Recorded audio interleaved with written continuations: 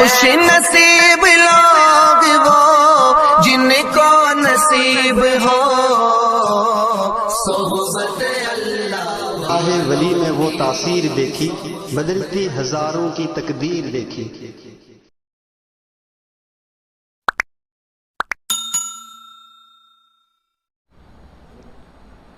الحمد للہ رب العالمین حمدا کثیرا طیبا مبارکا فیہ کما یحب ویرضی۔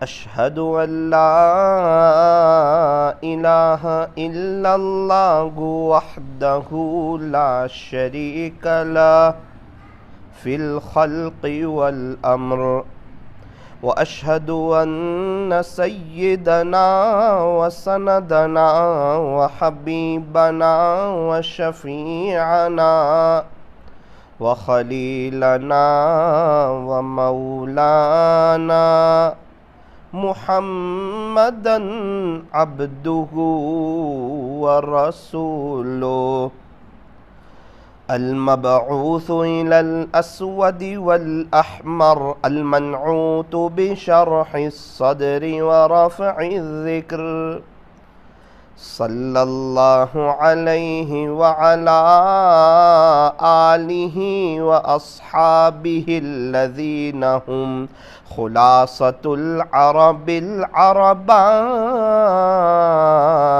وخير الخلائق بعد الأنبياء۔ أما بعد فأعوذ بالله من الشيطان الرجيم، بسم الله الرحمن الرحيم۔ وهو يتولى الصالحين، صدق اللہ مولانا العظیم۔ وقال النبی صلی اللہ علیہ وسلم لا تحقرن من المعروف شیئا، رواہ مسلم۔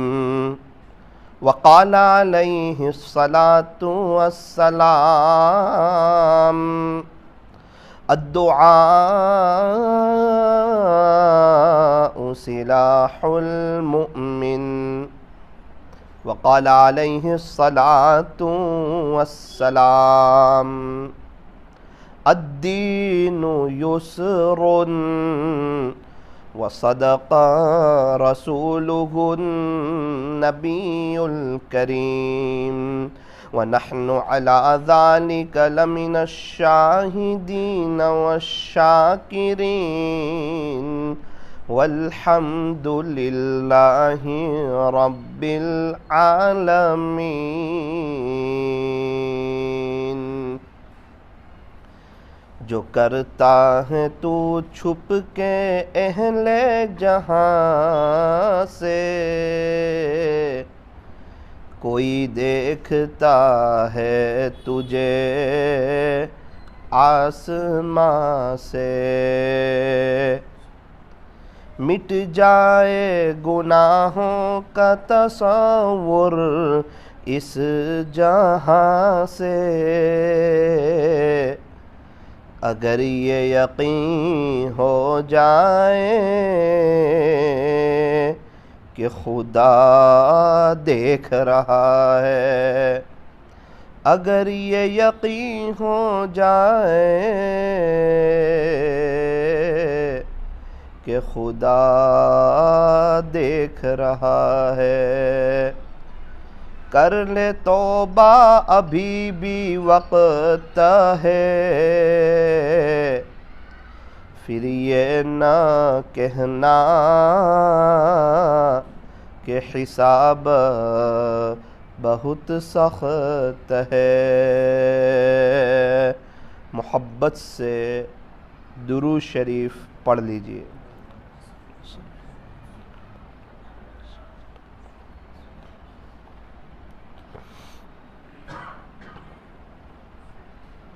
میری محترم دینی ماؤں اور بہنوں، یہ دنیا کی جو زندگی ہے یہ مختصر سی زندگی ہے،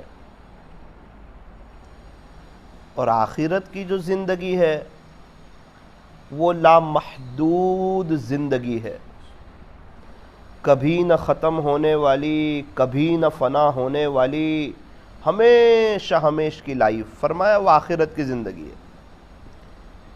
یہ دنیا کی جو زندگی ہے یہ دارالعمل ہے،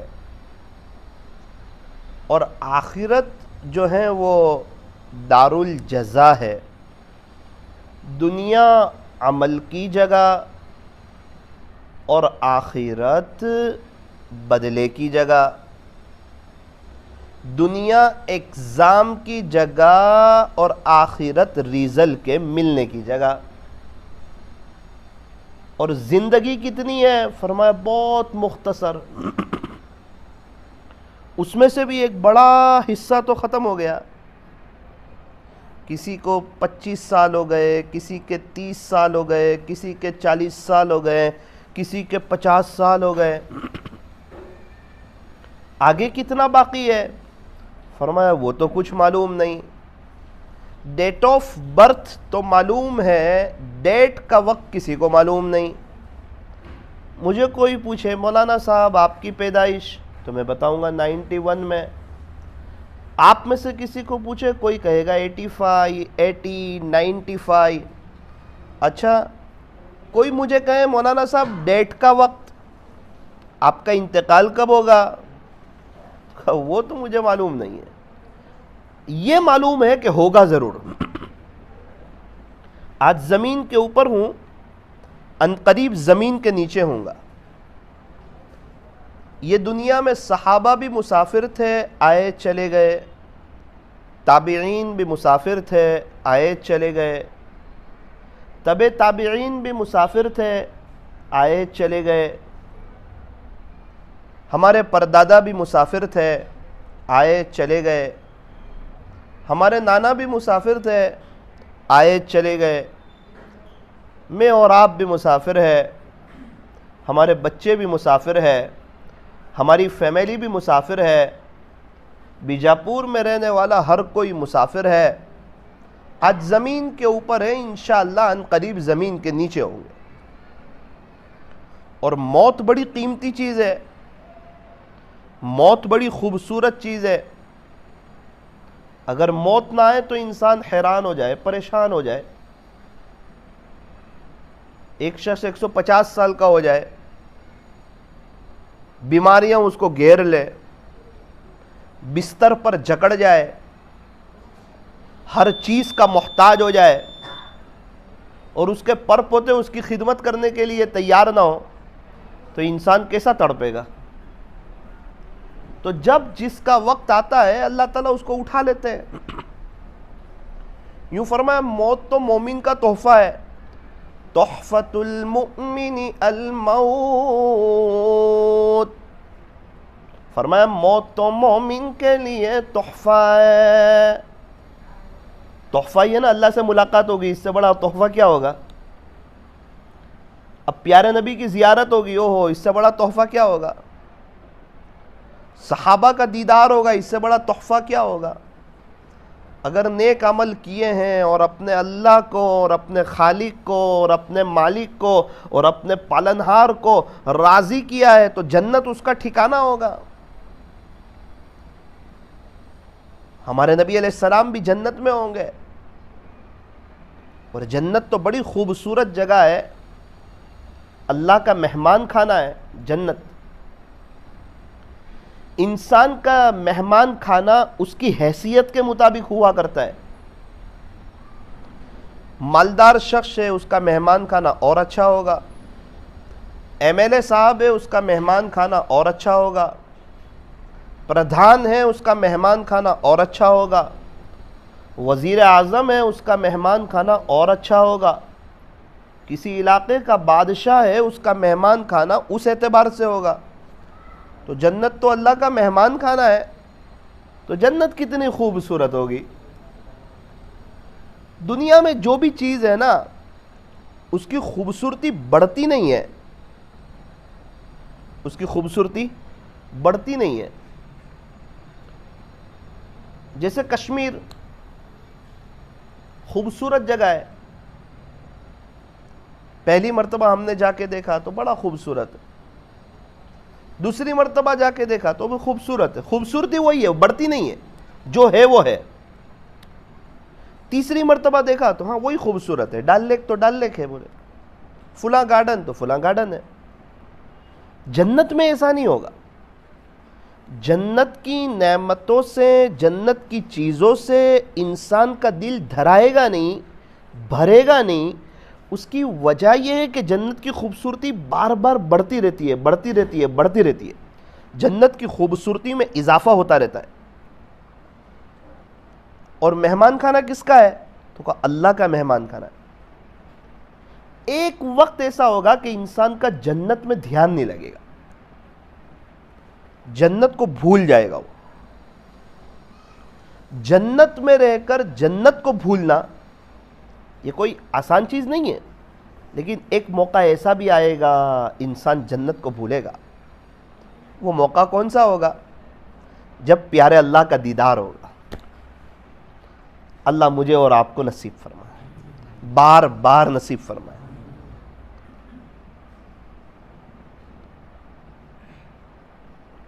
اللہ کا دیدار جو ہوگا نا وہ بڑا زبردست ہوگا، اور ہم لوگ سب بہت آسانی سے اپنے اللہ کا دیدار کر سکیں گے، بہت آسانی سے. ایک ساتھ 10 کروڑ لوگ ہو اور اللہ تعالیٰ اپنا دیدار کرائے تو ہر ایک بہت آسانی سے کر سکے گا. مثال کے طور پر پورے کرناٹک کے لوگ جمع ہو جائے چاند دیکھنے کے لیے تو سب کو کتنا آسانی سے دکھے گا؟ کہ تکلیف ہوگی؟ زیادہ مجمع ہے، زیادہ کراؤڈ ہے، اب چاند دیکھنے میں تکلیف ہو رہی ہے.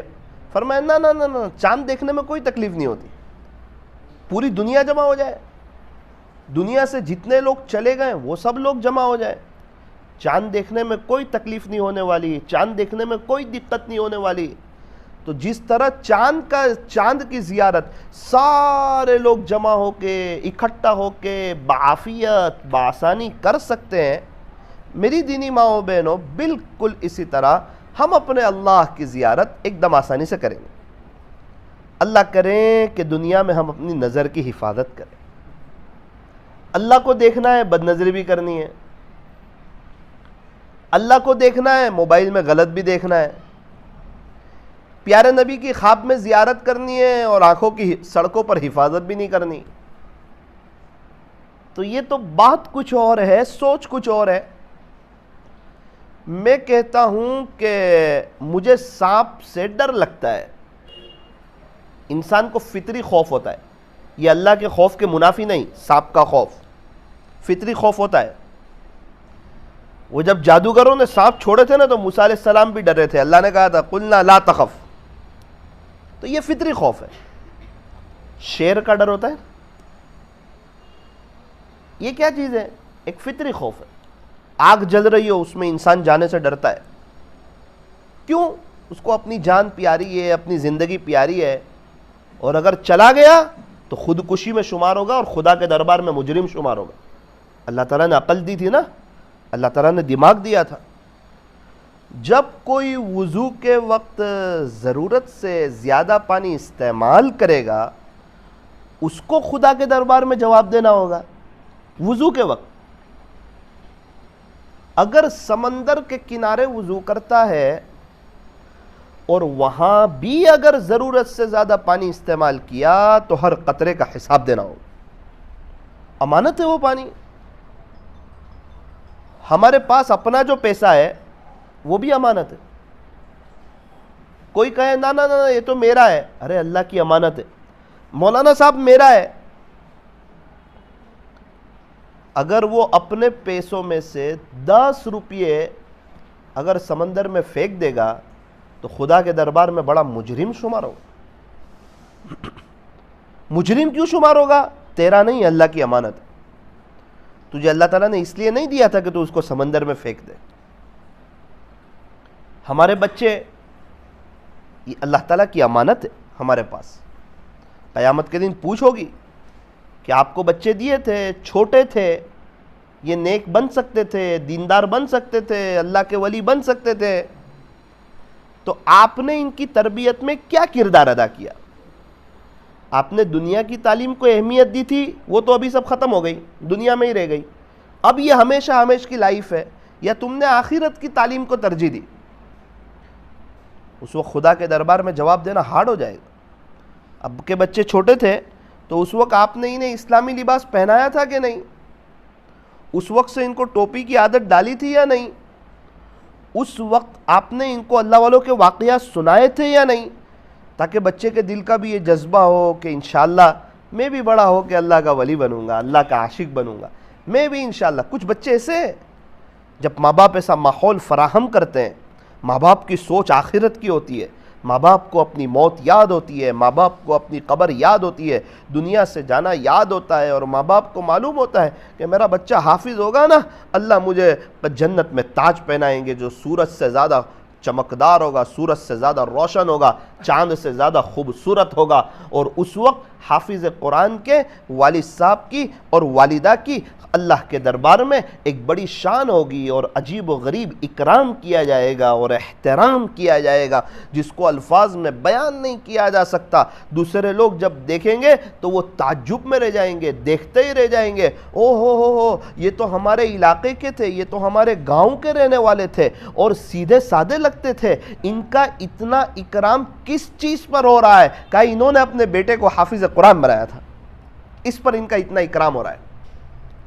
ابھی تو سب نارمل لگتا ہے، دنیا کی زندگی ہے، جو دکھتا ہے وہ بکتا ہے، نقد سمجھ میں آتا ہے. لیکن ذرا قبرستان کا چکر لگاؤ اور ان کو پوچھو کہ دنیا کی زندگی کیسی ہے، وہ آپ کو کہیں گے یہ دھوکے کا گھر ہے. یہاں سے ہم بھی خالی ہاتھ گئے، بادشاہ بھی خالی ہاتھ گئے، وزیر بھی خالی ہاتھ گئے، مغل کے سارے بادشاہ بھی خالی ہاتھ گئے، میں اور آپ بھی خالی ہاتھ چلے جائیں گے. یہ دنیا کی جو زندگی ہے نا، یہ دل لگانے کی جگہ نہیں ہے. بڑے نادان ہیں وہ جو دنیا کو اہمیت دیتے ہیں. جنہیں یہ پتا ہو کہ ہمیں دنیا سے چلے جانا ہے وہ بھی دنیا کو اہمیت دیتے ہیں. جنہیں یہ پتا ہو کہ یہاں ہمیں رہنا ہی نہیں ہے وہ بھی چیزوں سے دل لگاتے ہیں. جن کو یہ پتا ہو کہ ہمارے کفن میں جیب نہیں ہوگا اور ہماری قبر میں الماری نہیں ہوگی، وہ لوگ بھی پیسوں سے محبت کریں، وہ لوگ بھی پراپرٹی سے محبت کریں. جنہیں یہ پتا ہو کہ ہماری جو پراپرٹی ہے اس پر تو کسی اور کے نام کے دستاویز ہونے والے ہیں اور ہمارے نام کے تو مرن داخلے بننے والے ہیں. ہمارے تو انتقال ہوتے ہی بچے جائیں گے اور کہیں گے کہ بھائی ہمارے ابا کا انتقال ہو گیا، ہمارے نام کر دو. وہ کہیں گے مرن سرٹیفکیٹ لے آؤ، تو میرے اور آپ کے نام کا تو زبردست مرحوم لگا کے سرٹیفکیٹ بننے والا ہے. میں اور آپ تو چلے جانے والے ہیں. یہ چیزیں ہمارے ساتھ نہیں آئے گی، یہ پیسہ ہمارے ساتھ نہیں آئے گا، یہ بنگلہ ہمارے ساتھ نہیں آئے گا، یہ گھر ہمارے ساتھ نہیں آئے گا، یہ ہماری فیملی ہمارے ساتھ نہیں آئے گی، یہ ہمارے بچے ہمارے ساتھ نہیں آئیں گے. اکیلے سفر کرنا ہے. میری بائک ہو، میں بائک چلا رہا ہوں اور میں سمجھو کوئی اور چلائے، ارے بھائی آپ اکیلے سفر کر رہے ہیں، کوئی اور کیسے ہینڈلنگ کرے گا؟ وہ ہینڈلنگ آپ کو کرنی ہے. ہماری بستی میں یہ نیک ہے، یہ دیندار ہے، ارے وہ تو وہ نیک ہے لیکن وہ آپ کی قبر میں تھوڑی نہ آنے والے. آپ کی قبر میں تو آپ کو جانا ہے، اللہ کو جواب تو آپ کو دینا ہے. ہم ایک انکم ٹیکس والے کو حساب نہیں دے سکتے، اپنے اللہ کو کیسے حساب دے سکیں گے؟ اللہ تبارک و تعالی ہمیں صحیح سمجھ عطا فرمائے. میں کہتا ہوں کہ مجھے سانپ کا خوف ہے اور میں سانپ کے اوپر ہاتھ پھیر رہا ہوں کہ ماشاءاللہ اس کی چمڑی کتنی ملائم ہے اور کیسا خوبصورت لگتا ہے. تو وہ کیا کرے گا؟ سانپ مجھے ڈسے گا. تو یہ کیا ہوا؟ تو کا نقصان ہوا. لیکن کوئی ہاتھ پھیرتا ہے سانپ کے اوپر؟ نہیں پھیرتا. اس سے پتا چلا جو سانپ سے ڈرتا ہے وہ سانپ کے قریب نہیں جاتا. جو شیر سے ڈرتا ہے وہ شیر کے قریب نہیں جاتا. جو آگ سے ڈرتا ہے وہ آگ کے اندر نہیں جاتا، اور جو اللہ سے ڈرتا ہے پھر وہ بندہ گناہوں کے قریب نہیں جاتا۔ کہیں اللہ سے ڈرتا ہوں اور جھوٹ بولے، بھئی یہ کون سا ڈر ہے؟ اللہ سے ڈرتا ہوں اور غیبت کرے، بھئی یہ کون سا ڈر ہے؟ یہ تو کوئی ڈر ہی نہ ہوا، یہ تو بات کچھ اور ہے۔ مجھے اللہ کو دیکھنا ہے اور آنکھوں کا غلط استعمال کرے۔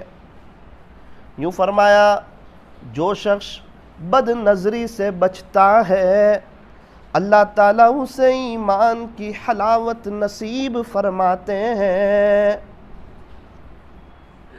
اللہ کرے کہ ہم نظر کی حفاظت کریں۔ بڑا اونچا مقام ہوگا خدا کے دربار میں اس کا جو اپنی نظر کی حفاظت کرے۔ کتنی خطرناک چیز ہے، کتنے لوگ ایسے ہیں وہ نظر کی حفاظت نہیں کرتے، نقصان یہ ہوتا ہے کہ اللہ تعالیٰ ایمان ہی لے لیتے، ایسے بھی لوگ ہیں۔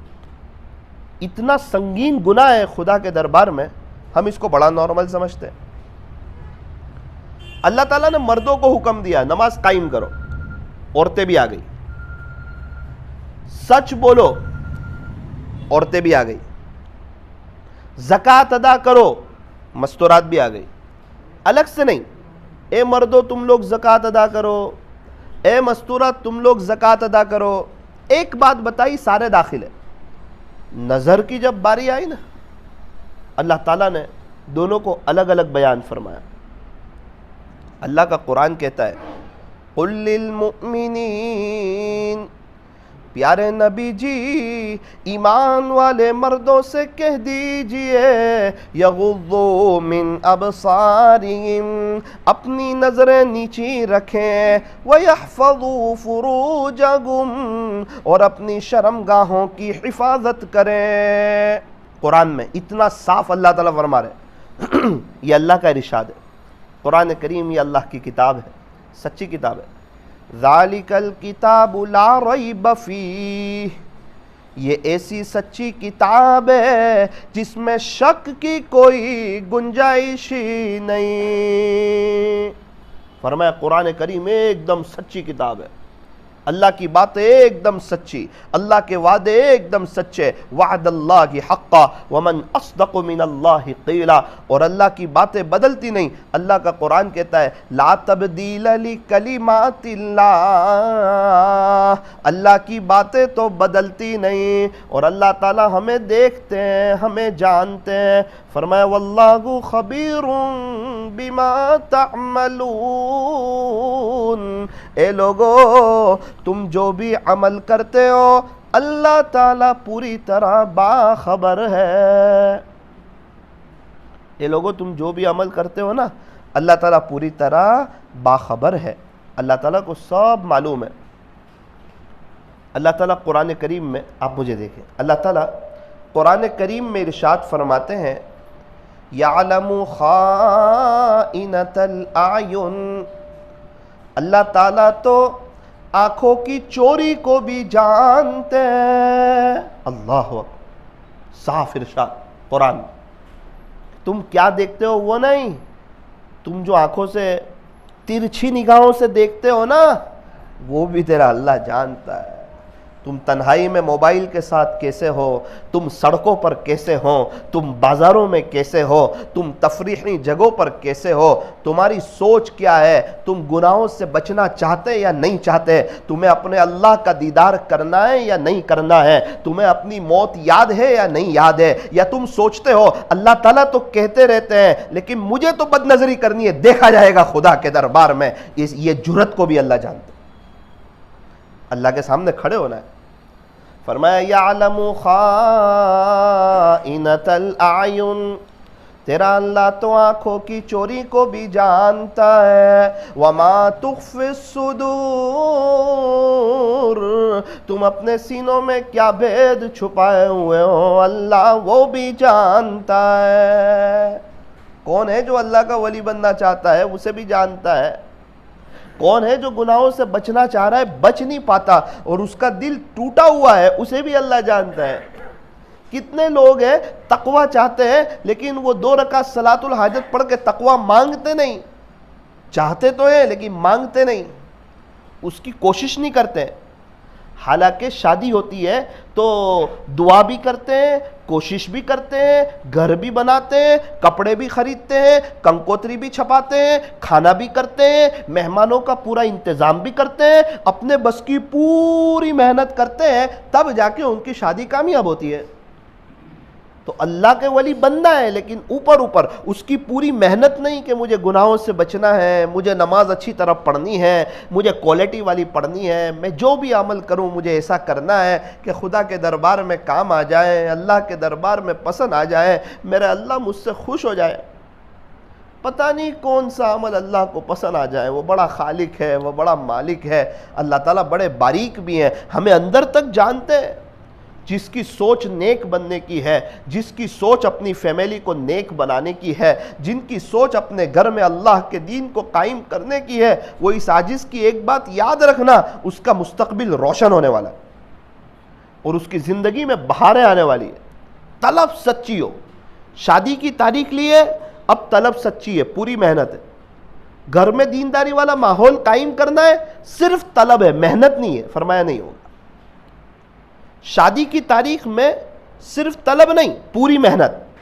پیسہ جمع کرو, شادی ہونی ہے, نام خراب ہو جائے گا, بدنامی آ جائے گی. کیا سے کیا سوچ لیتے, قرضہ لے لیتے, اتنا خرچہ کر دیتے. حالانکہ فرمایا کہ سب سے زیادہ برکت والا نکاح وہ ہے جس میں خرچہ کم ہو. سب سے زیادہ برکت والا نکاح, وہ نہیں سمجھ آتا.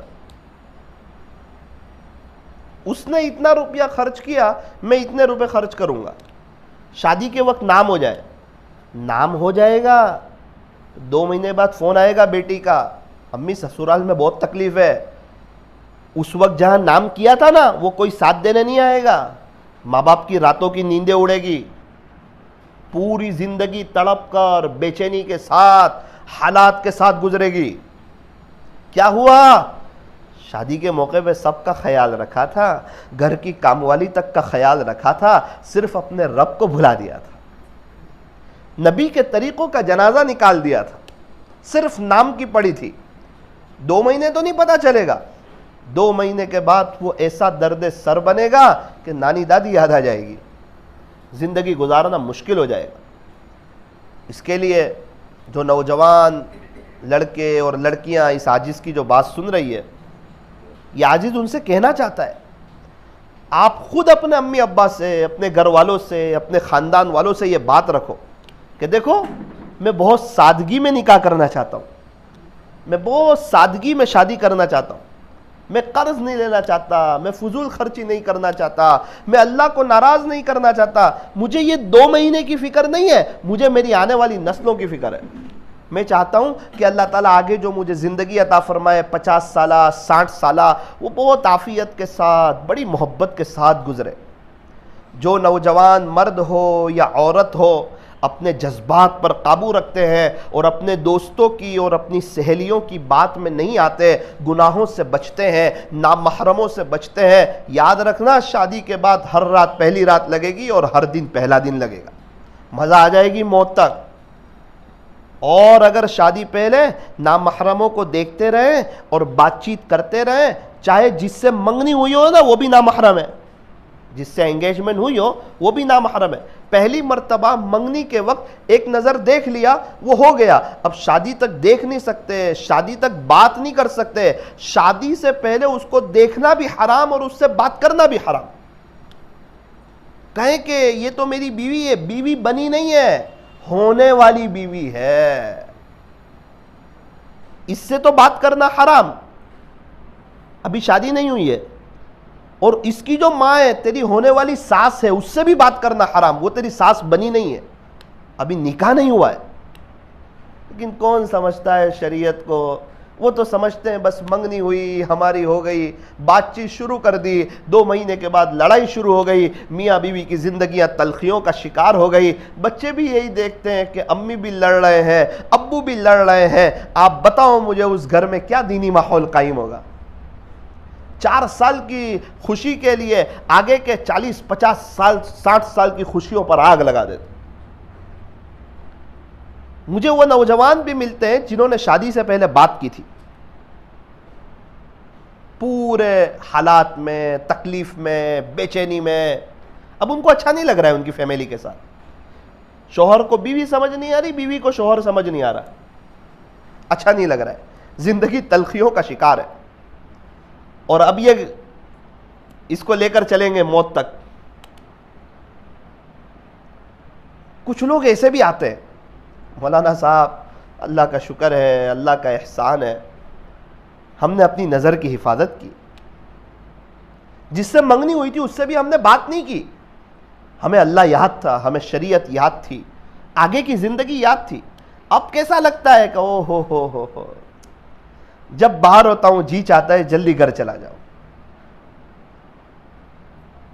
اب میاں بیوی میں محبت ہے، اچھے تعلقات ہے، بچے نیک ہو رہے ہیں.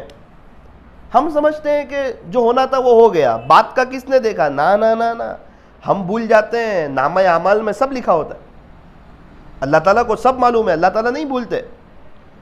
وہی تو کہا واللہ خبیر بما تعملون،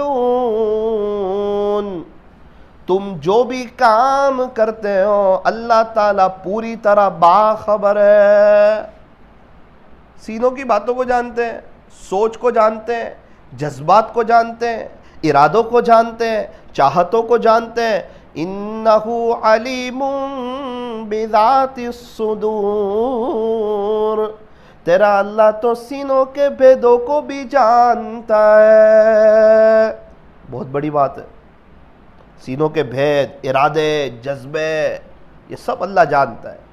میری دینی ماؤں بہنوں، یہ عاجز آپ سے یوں کہنا چاہتا ہے، لوگوں کو خوش کرنے کے چکر میں آپ اپنی آگے کی لائف برباد نہ کریں. آپ اپنے بچوں کی، اپنی بچیوں کی لائف برباد نہ کریں. سب سے زیادہ برکت والا نکاح وہ ہے، یوں فرمایا کہ جس میں خرچہ کم ہو. اللہ کرے کہ ہمارے یہاں ایسے سادگی میں نکاح ہونے لگے. مرد حضرات بھی بیٹھے ہیں اس لیے ایک دو بات اور بتاؤں. جنازے کی نماز میں شریک ہونے کا بڑا ثواب ہے، اور قبرستان تک مرحوم کو دفن کرنے جانا مرد حضرات کے لیے اس کا بڑا ثواب ہے. لیکن عام طور پر ہمیں اس کا ثواب نہیں ملتا. بھئی لوگوں کی خدمت کرنا، شادی میں کھانے کھلانے کھڑا رہنا تو بڑے ثواب کی بات ہے. کسی کو پانی پلانا، کھانا کھلانا، بہت اللہ خوش ہوتے ہیں خدمت سے. لیکن عام طور پر ہمیں اس کا بھی ثواب نہیں ملتا. وجہ کیا ہے؟ بھئی آپ جنازے کی نماز میں کیوں جا رہے ہیں؟ تھوڑا سا یہاں بیٹھ جاؤ نا، ایک کام ہے وہ نمٹا دو. ہاں مولانا جانا ہی پڑے گا ورنہ برا لگے گا. کیا بولتا ہے؟ تو جہاں یہ بات آئی کہ برا لگے گا تو یہ کام مخلوق کے لیے ہو گیا. کس کے لیے ہو گیا؟ مخلوق کے لیے، خالق کے لیے نہیں رہا. بھئی آج آپ قبرستان جا رہے ہیں، آپ تو جاتے نہیں ان کے بیٹے وغیرہ دیکھیں گے، یار نہیں جاؤں گا نا تو ان کو برا لگے گا کہ یہ تو دیکھ آئے نہیں. تو جو کام مخلوق کے لیے ہو اس پر ثواب تو نہیں ملے گا، بلکہ وہ کام اس کے لیے وبال ہوگا، وبال، بہت نقصان دہ ہوگا. تو مولانا صاحب کیا کریں؟ نہ جائیں جنازے میں ہم؟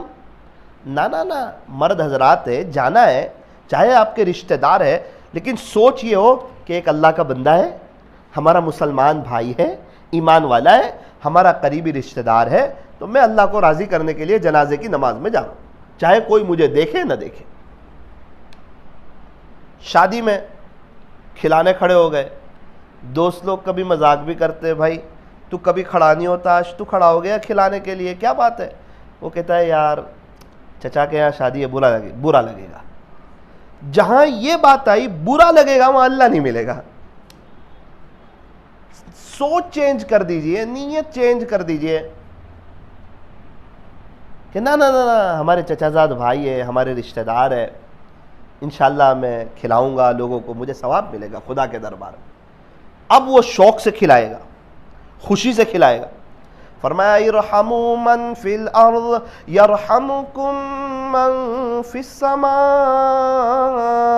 تم زمین والوں پر رحم کرو، آسمان والا تم پر رحم کرے گا. خدمت بڑی اونچی چیز ہے، معمولی چیز نہیں. آپ دیکھیں ایک فاحشہ عورت ہے، بازاری عورت ہے، کنویں کے قریب سے گزر رہی ہے، دیکھا ایک کتا ہے، پیاسا ہے، ہر ممکن کوشش کی، کنویں سے پانی کو نکالا اور کتے کو پلایا. کتے کی جو خوشی کی آواز نکلتی ہے، اس نے وہ آواز ماری، ڈھاڑنے لگا، خوش ہو گیا. اس کی یہ ادا اللہ کو اتنی پسند آئی کہ اللہ نے اس کے زنا جیسے گناہ کو معاف کر دیا. خدمت کس کی؟ انسان کی، رشتہ دار کی، مرد کی، بچوں کی. تو کہا نا نا نا. تو کس کی خدمت کی؟ ایک کتے کی خدمت کی، جس کو ہم اپنے گھر میں رکھ نہیں سکتے، بلا وجہ کے پال نہیں سکتے. کتے کی تصویر ہو تو اس گھر میں رحمت کے فرشتے نہیں آتے. اس کتے کی خدمت کی. کس نے خدمت کی؟ نیک عورت نے. تو کہا نہیں، گنہگار عورت. خوش ہو گئے اللہ تعالیٰ. کچھ بھی ہے کتا، لیکن میری مخلوق تو ہے، یاد رکھنا، میری مخلوق معاف کر. تو جو اپنے بچوں کی خدمت کریں، اپنے شوہر کی کریں، اپنے رشتہ داروں کی کریں، اپنے ساس سسر کی کریں، میری دینی ماؤں بہنوں، آپ اندازہ لگاؤ خدا کے دربار میں کتنا اونچا مقام ہوگا. لیکن مستورہ گھر میں کام کرنا، گھر کا کام کرنا عین عبادت ہے. بہت بڑا ثواب ہے ایک ایک کام کرنے پر. ایک گھر میں جھاڑو لگاتی ہے، اللہ تعالیٰ اس کو کتنا اجر عطا فرماتے ہیں، لیکن اس کو عبادت نہیں سمجھتی، اس لیے بوجھ نظر رکھتا ہے، بوجھ معلوم ہوتا ہے. آپ پڑھے گھر کے کام کاج کے فضائل تو عقل حیران رہ جاتی ہے. او ہو مستورات کو گھر کے کام کاج پر اتنے سب اجر مل رہے. اللہ تعالیٰ ہمیں صحیح سمجھ عطا فرمائے. اور اس کے مقابلے میں کتے کی خدمت کی ہے، اللہ خوش ہو گئے. بخاری شریف میں ہے جس کا خلاصہ کہ بنی اسرائیل میں ایک عورت تھی، بہت نیک تھی، شب زندہ دار تھی، رات کو جاگنے والی، اللہ کی محبت میں بہت زیادہ نیک، نمازی، اللہ کی عبادت کرنے والی. اس کے گھر میں ایک بلی آتی تھی جو اس کے گھر کا دودھ پی جاتی تھی. اسے بڑا غصہ آتا. ایک مرتبہ بلی آئی تو اس نے کیا کیا، اس کو بند کر دیا، پکڑ لیا، قید کر دیا. وہ بیچاری بھوکی پیاسی مر گئی. پیارے نبی فرماتے جس کا خلاصہ، اس کی ساری عبادتوں کے باوجود اللہ نے اس کے لیے جہنم کا فیصلہ کر دیا. اس نے کیا اپنے شوہر کو ستایا ہے؟ اس نے اپنی بھابھی کو ستایا ہے؟ اپنی دیرانی کو ستایا ہے؟ اپنی جیٹھانی کو تکلیف پہنچائی ہے؟ اپنی ساس کو پریشان کیا ہے؟ یا ساس نے بہو کو پریشان کیا ہے؟ یا اپنی پڑوسن کو تکلیف پہنچائی ہے؟ نہیں، ایسا کچھ نہیں ہوا ہے. بلی کو پہنچائی ہے. تو پیارے نبی فرماتے جس کا خلاصہ کہ ساری عبادت کے باوجود اللہ نے اس کے لیے جہنم کا فیصلہ کر. تو جو اپنے بھائی کی بیوی کو ستائے گی، اپنی دیرانی کو جیٹھانی کو ستائے گی، اپنی پڑوسن عورتوں کو ستائے گی، بہت نارمل لے لیتے ہیں. کسی کو آج تو انسان خوش ہوتے ہوئے دیکھنا نہیں چاہتا. ذرا کوئی خوش ہو تو اس کو گرانے کی کوشش کرتے ہیں. آپ کے بیجاپور کا ماحول تو ماشاءاللہ بڑا اچھا ہے، آپ لوگ نیک لوگ ہو، ورنہ کتنی جگہ جادو اثرات، بس وہ پریشان ہو جائے. ارے پریشان ہونے والا تو کبھی نہ کبھی خوش ہو جائے گا، لیکن یاد رکھنا پریشان کرنے والا کبھی خوش نہیں ہوگا. پریشان ہونے والے کی تو موت اچھی آئے گی، لیکن پریشان کرنے والوں کا خاتمہ اچھا نہیں ہوگا. دنیا پریشان کرنے والے کی بھی گزر جائے گی، پریشان ہونے والے کی بھی، لیکن انجام پریشان ہونے والے کا بہتر ہوگا، پریشان کرنے والے کا انجام بڑا خطرناک ہوگا. خدا کے دربار میں بڑی زبردست پکڑ ہے کسی کو تکلیف پہنچانا. آپ دیکھیں، اللہ اکبر، ایک بلی کو تکلیف پہنچائی. اللہ کا جلال دیکھیں، اللہ کا غصہ دیکھیں، اللہ کی ناراضگی دیکھیں. اللہ تعالیٰ نے اس کے لیے جہنم کا فیصلہ کر دیا.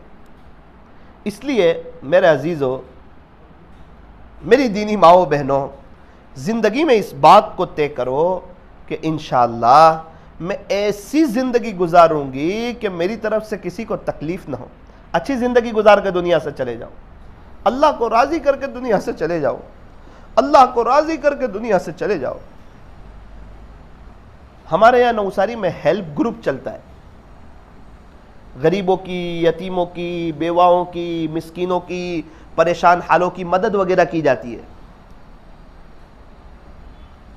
ایک گھر میں ہم تحقیق کرنے کے لیے گئے, ہمارے اس میں روزانہ رات میں ایسے غریب جو لاچار ہیں, مجبور ہیں, کھانا نہیں بنا سکتے, ان کو فوڈ پیکٹ دیتے ہیں, کسی کو راشن دیتے ہیں, کسی کو فوڈ پیکٹ دیتے ہیں, کھانا پہنچاتے ہیں. ایک گھر میں تحقیق کرنے کے لیے گئے تو میرا بھی جانا ہوا, تو میں نے دیکھا کہ 2 میاں بیوی ہیں, ان کی بیوی بیڈ پر ہے اور گھر میں لائٹ نہیں چل رہی ہے, چھوٹا سا ایک بلب ہے, مغرب کے بعد کا وقت ہے, باہر اندھیرا ہے. ان کے گھر میں ایک قبر میں رات کے وقت جتنا اجالا کیا جاتا ہے, روشنی کی جاتی ہے مرحوم کو دفن کرنے کے لیے, میت کو, اتنی روشنی چل رہی ہے. بیوی کچھ کر سکتی نہیں ہے, مجبور ہے, بڑی عمر ہے, تکلیف ہے پیر میں. میں نے ان سے پوچھا کہ آپ کے بچے؟ تو کہا میرے 2 بیٹے تھے, ایک کو تو کچھ کینسر ہو گیا, انتقال ہو گیا, اور دوسرا بیٹا ہے وہ غائب ہو گیا, ملتا نہیں مولانا. اچھا, تو خلاصہ یہ کہ گھر میں لائٹ نہیں شروع ہے, کیا بات ہے, رات کا وقت ہے. تو کہا مولانا صاحب میں کھیما کرتا ہوں, کھیما بناتا ہوں, مجھے پاؤ کلو پر 250 گرام پر 10 روپے ملتے ہیں, تو پورے دن میں کبھی 50 روپے کما لیتا ہوں, کبھی 60 روپے کما لیتا ہوں, تو پورے مہینے میں میری جو آوک ہے, میری جو تنخواہ ہے وہ 1500-1800 روپے. اب اگر ہم لائٹ بھی جو شروع کریں گے تو ہم گھر میں کوئی چیز میں لاؤں گا, دوائی لاؤں گا, یا لائٹ بل والے کو پیسہ دوں گا؟ اس لیے ہم لائٹ کم شروع رکھتے ہیں. اس وقت احساس ہوا کہ ہمیں تو پتہ ہی نہیں ہے, ہم تو سمجھتے ہیں لائٹ بل ہم بھرتے ہیں. ارے اللہ اگر نہ دیتا نا تو گھر میں لائٹ نہیں ہوتی, بجلی والے لائٹ کاٹ جاتے. پیسہ تو اللہ نے دیا ہے, یہ اللہ تعالیٰ کی عطائیں ہیں, اللہ تعالیٰ کی نعمتیں. اسی لیے تو نعمت نہیں سمجھتے, اسی لیے تو الحمدللہ نہیں پڑھتے. اس کو نعمت کب سمجھتے ہیں؟ جب لائٹ چلی جائے, بجلی چلی گئی, 4 گھنٹے پسینے میں شرابور رہا, اب پنکھا شروع ہوا تو گھر کے سارے لوگ کہتے ہیں الحمدللہ. اور روزانہ آسانی سے شروع ہو جاتا ہے تو الحمدللہ نہیں پڑے. وہ کہتا ہے کہ اللہ میں انسان ہوں, تھوڑا سا مجھے ہلائیں گے تو ہی میں آپ کا شکر ادا کروں. یہ ثابت کرتا ہے. حالانکہ الحمدللہ جو پڑھتا رہتا ہے نا, آپ لکھ کے رکھ دو, اللہ اس کو اتنا نوازیں گے کہ وہ تھک جائے گا جو الحمدللہ پڑھتا رہتا ہے. زندگی اٹھاؤ آپ صحابہ کی, اللہ والوں کی, ان کے پاس شکر تھا, اور جس کے پاس شکر ہو اس کی نعمت کبھی کم نہیں ہوتی, بڑھتی رہتی ہے, اضافہ ہوتا ہے. لَإِن شَكَرْتُمْ لَأَزِيدَنَّكُمْ. شریعت کی تعلیمات میں ہے کہ نعمت ملنے کے بعد شکر کیا جائے. پانی پینے کے بعد الحمدللہ, کھانا کھانے کے بعد الحمدللہ الذی اطعمنا, شروع میں الحمدللہ, سونے کے بعد الحمدللہ الذی احیانا, الحمدللہ, بیت الخلاء سے باہر آ رہا ہے غفرانک الحمدللہ الذی اذهب, شروع میں الحمدللہ. تو آپ دیکھیں چھینک آ رہی ہے, بہت بڑی نعمت ہے چھینک. چھینک کسی کو لگاتار نہ آئے اور تکلیف ہو اس کو, تو اس کو لکھوا ہونے کا خطرہ ہے. چھینک آ جاوے تو یہ صحت کی علامت ہے, تو کہا اس کو پڑھ الحمدللہ, اللہ کی نعمت ہے. اور پنکھا بھی اللہ کی نعمت ہے, لیکن لائٹ چلی جائے پھر اس کو نعمت سمجھتا ہے. ایسا نہ کریں, اللہ کی نعمت پر اللہ کا شکریہ ادا کریں. گھر دیکھ کر کہیں الحمدللہ, بیوی بچوں کو دیکھ کر کہیں الحمدللہ, بیوی شوہر کو دیکھ کر کہیں الحمدللہ, وقت پر کھانا مل جائے تو کہیں الحمدللہ, وقت پر چائے مل جائے تو کہیں الحمدللہ. کیسا کریم رب ہے میرا اور آپ کا, یہ تو ہم اللہ کے نافرمان بنے ہوئے ہیں، ورنہ وہ تو بڑے کریم ہیں، بڑے پیار کرنے والے، بڑے رحم کرنے والے، وہ تو رحمان ہے، وہ تو رحیم ہے۔ آپ دیکھیں سورہ فاتحہ شروع ہو رہی ہے الحمدللہ رب العالمین، دوسری آیت لے آیا الرحمن الرحیم۔ تجھے پتہ ہے تیرا رب کون ہے؟ جو بڑا رحمان ہے، بہت زیادہ رحم کرنے والا ہے۔ شروع کر رہا ہے قرآن شریف تو پڑھ رہا ہے اعوذ باللہ کے بعد بسم اللہ الرحمن الرحیم، میں اس اللہ کے نام سے شروع کرتا ہوں جو بڑا مہربان ہے، نہایت ہی رحم کرنے والا ہے۔ اللہ تعالیٰ اپنے بندوں پر بڑے مہربان ہیں، بڑے معاف کرنے والے، چھوٹی چھوٹی اداؤں پر معاف کر دیتے ہیں، بہت سی غلطیوں کو درگزر کر دیتے ہیں، بہت سی غلطیوں کو معاف کر دیتے ہیں۔ ماں ہوتی ہے نا، وہ اپنے بچوں کے بہت سے نخرے برداشت کر لیتی ہے، اللہ تعالیٰ اپنے بندوں کے بہت سے نخرے برداشت کر لیتے ہیں، لیکن پھر بھی اگر بچہ ماں کی بات ہی نہ مانے، باپ کے مقابلے پر آ جائے، پھر ماں باپ اسے باہر کا راستہ بتاتے ہیں۔ بالکل اسی طرح جو بندہ اللہ کی نعمتوں میں ہو، اللہ کی عطاؤں میں ہو، اللہ کی رحمتوں میں ہو، بہاروں میں ہو، اور پھر اللہ کا باغی بن جائے، اللہ تعالیٰ اس سے بڑے ناراض ہوتے ہیں، پھر اللہ تعالیٰ اسے بھی باہر کا راستہ بتا دیتے ہیں۔ تو میں یہ عرض کر رہا تھا کہ جو بھی نعمت ملے اس پر الحمدللہ کہیں، اللہ کا شکریہ ادا کریں، اور جو ہیں ایک اچھی عورت بن کر کے زندگی گزارے۔ ساس ہو تو اچھی ساس بنے، بہو ہو تو اچھی بہو بنے۔ میرا ایک بڑا کڑوا تجربہ ہے ساسوں کے بارے میں۔ میں دیکھ رہا ہوں کہ اکثر ساس بن کر اپنی آخرت برباد کر رہی ہے، اپنے پیر پر کلہاڑی مار رہی ہے۔ ساس سسرے دونوں، خسر بھی غیبت کرتے ہیں نا بہو کی رات میں، تو غیبت تو بڑا سنگین جرم ہے، بڑی خطرناک چیز ہے، دونوں کی آخرت برباد ہو، اور یہ بھی نہیں سمجھ رہے کہ ہماری آخرت برباد ہو رہی۔ بات یہ کرتے ہیں کہ ہمارا تو وقت لگتا ہے اللہ کے راستے میں، ہم تو تہجد پڑھتے ہیں۔ ارے وہ سب ٹھیک ہے، ایک مرتبہ تو تہجد نہ پڑھے گا نا تو خدا کے دربار میں پوچھنی ہوگی کہ تہجد کیوں نہیں پڑھی تھی، لیکن غیبت کی تو بہت سنگین جرم ہے، یہ اللہ تعالیٰ کو بڑی ناراض کرنے والی چیز ہے۔ قرآن کریم میں جتنی سخت وعید غیبت پر آئی ہے اتنی کسی اور چیز پر نہیں آئی ہے۔ اللہ کی نظر سے گرانے والی چیز ہے غیبت، بڑی خطرناک چیز ہے۔ ایک آپ کو درد بھری داستان سناؤں۔ ایک مستورات میرے پاس آئی، مجھے کہا مولانا میری ساس مجھے بہت پریشان کرتی، مجھے نہیں پتا تھا کہ اس کی ساس کا انتقال ہوگا، پھر وہ میرے خواب میں آئے گی، یہ مجھے نہیں پتا تھا۔ مولانا میری ساس مجھے بہت پریشان، میری زندگی تنگ کر دی ہے، میرے شوہر کو میرے خلاف بھڑکاتی رہتی ہے۔ لائی تھی بڑی تعریفیں کر کے کہ ہمارے یہاں تو کام نہیں ہے، ہمارے یہاں تو بیٹی بنا کر کے رکھتے ہیں، اور پھر کام والی بنا کے رکھا ہے، اور میرے شوہر بھی مجھے مارتے ہیں، ایسا ہے ویسا ہے۔ کیوں مارتے ہیں؟ کہ ان کی امی کی بات میں آ کے مجھے مارتے ہیں۔ اللہ کی شان، ایک دو دفعہ ان کی ساس کے پاس میرا جانا ہوا، میں نے کسی طرح سمجھانے کی کوشش کی یا لوگوں نے بتایا ہوگا، وہ ایک دم اپنے وقار میں رہنے والی، ذرا بھی ٹس سے مس نہیں ہونے والی، نا نا نا نا نا میں تو ساس ہوں، میں جیسا کہوں ویسا ہی کرنا ہوگا۔ انتقال ہوا اس کا، 6-7 یہ کچھ دن گزرے تو میں کہیں سفر پر تھا، تو میں نے خواب دیکھا یہی ان کی ساس کو، ایک کمرے میں ہم لوگ سب جمع ہیں، کچھ لوگوں نے ان کو لٹایا اور ان کے ہاتھ ایسے باہر کیے، پتہ نہیں فرشتے تھے کون تھا، اور ان کی ہاتھ کی انگلی کے پوروے سے پورے چمڑے کو نکالا ایسے اور کھینچنا شروع کیا۔ تو میں تو دیکھ نہ سکا، میں ایک دم ہل گیا۔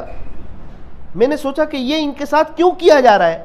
اتنے میں باہر سے آواز آئی جس کا خلاصہ یہ تھا کہ یہ اپنی بہو کو تکلیف پہنچاتی تھی اور اپنے بیٹے کو اپنی بہو کے بارے میں چڑھاتی تھی. خدا کے دربار میں کسی کو تکلیف پہنچانا اتنا خطرناک ہے, اس کی وجہ سے آج انہیں یہ سزا دی جائے. میں دیکھ نہ سکا اس کو خواب, تڑپ رہی ہے, بے چین ہو رہی ہے. میں نے کسی طریقے سے ان کی بہو سے کانٹیکٹ کیا. میں کہا دیکھو میں نے ایسا خواب دیکھا ہے, آپ معاف کر دو انہیں. تو کہا کہ مولانا وہ کئی دفعہ میرے خواب میں آئی, مجھے کہتی ہے مجھے معاف کر دے, میں نے تجھے دنیا میں ستایا تھا تو میں نے اسے معاف کر دیا, لیکن میری اور جو دیرانی وغیرہ ہے وہ منع کرتی ہے کہ ہم معاف نہیں کریں. انہیں کیسے سمجھا؟ وہ منع کرتی ہے کہ تو نے ہم کو دنیا میں نے اس کو کہا کہ تو معاف کر دے, تو وہ کہتی ہے نہ تو نے دنیا میں ہمیں ستایا تھا نا, تو بھی اس کا مزہ چکھ. ہم تو سمجھتے جیسے مرنا ہی نہیں ہے, موت تو آنے والی نہیں ہے, اور مر گئے تو راحت مل گئی. ارے ایسا نہیں ہے, حقیقی زندگی تبھی شروع ہونے والی ہے. اب یہ تو گزر جائے گی دنیا کی زندگی, مالداری میں, غریبی میں, خوشی میں, غمی میں. تو میں ان ساسوں کو کہنا چاہتا ہوں, میں آپ کو اللہ کا واسطہ دیتا ہوں, آپ نیک بن کے آخرت برباد کرتے ہو, اچھے نمازی بن کے آخرت برباد کرتے ہو. کیا وہ عورت نیک نہیں تھی جس نے بلی کو بند کر دیا تھا؟ اس کی نیکی کے باوجود, اس کی راتوں کی عبادت کے باوجود اللہ نے اس کے لیے جہنم کا فیصلہ کر دیا. بخاری شریف میں بات آئی ہے. تو جو عورتیں یوں سمجھتی ہے کہ میں نیک ہوں اور اپنی پڑوسن کو ستاتی ہے, وہ اچھی طرح کان کھول کر سن لے, خدا کے دربار میں وہ نیک نہیں ہے. جو اپنی بہو کو ستاتی ہے وہ یاد رکھے وہ نیک نہیں ہے. تھوڑا سا صبر کر لو, سہ لو. یار آپ کی 50-60 سالہ زندگی ہو گئی, اب موت میں اب وقت قریب ہے دنیا سے جانے کا. تھوڑا سا آپ کو وہ ستا رہی ہے تو برداشت کر لو, آپ نہ ستاؤ, آخرت برباد نہ کرو, سگی بیٹی کی طرح رکھو. اور میں بہو کو بھی کہنا چاہتا ہوں, تو ساس کو سگی ماں کی طرح رکھ. کل کو تو بھی بہو, تیری بھی بہو آنے والی ہے. اگر جو تو نے تیری ساس کے ساتھ برا سلوک کیا, تو لکھ کر رکھ دے تیری بہو تیرے ساتھ برا سلوک کرے گی. کما تدین تدان, جیسا کرو گے ویسا بھرو گے. بہت سی عورتیں اپنے شوہر کو اس کے ماں باپ کے خلاف بھڑکاتی ہیں, غیبتیں کرتی ہیں, اور شوہر کو ماں باپ سے بہت دور کر دیتی ہیں. وہ اس بات کے لیے تیار رہے کہ ان کی بہو ان کے بیٹے کو تو ان سے دور کر دے گی. جب وہ تمہاری بہو آئے گی نا تو وہ بھی تمہارے بیٹے کو تمہارے سے دور کر دے گی. کما تدین تدان, جیسا کرو گے ویسا بھرو گے. جب تک رات سونے سے پہلے 15-20 منٹ جو غیبت کا سلسلہ ہوتا ہے, بیجاپور والوں یاد رکھنا, جب تک بند نہیں کرو گے, پوری زندگی آپ جماعتوں میں لگا دو, اللہ والوں کے پاس لگا دو, حضور کے روزے کے سامنے بیٹھ کے لگا دو, درود شریف پڑھ کے گزار دو, خدا کے دربار میں نیک نہیں بنو گے جب تک غیبتوں والا سلسلہ بند نہیں کرو گے. بڑی ہمت کی ضرورت ہے, بڑی ہمت کی. ایک شخص نے مجھے بتایا کہ ہمارے گھر میں لڑائی ہو رہی تھی, مگج ماری ہو رہی تھی, میاں بیوی کی لڑائی. 2 دن پہلے اس نے اپنی بیوی سے کہا, 1-2 دن پہلے, ابھی کی بات کر رہا ہوں, کہ دیکھ یہ سب لڑائی اس لیے ہوتی ہے کہ اپنے گھر میں غیبت ہو رہی ہے. یہ غیبت کی وجہ سے وہ سامنے والے تو سدھر نہیں رہے اور ہمیں اللہ نہیں مل رہا ہے.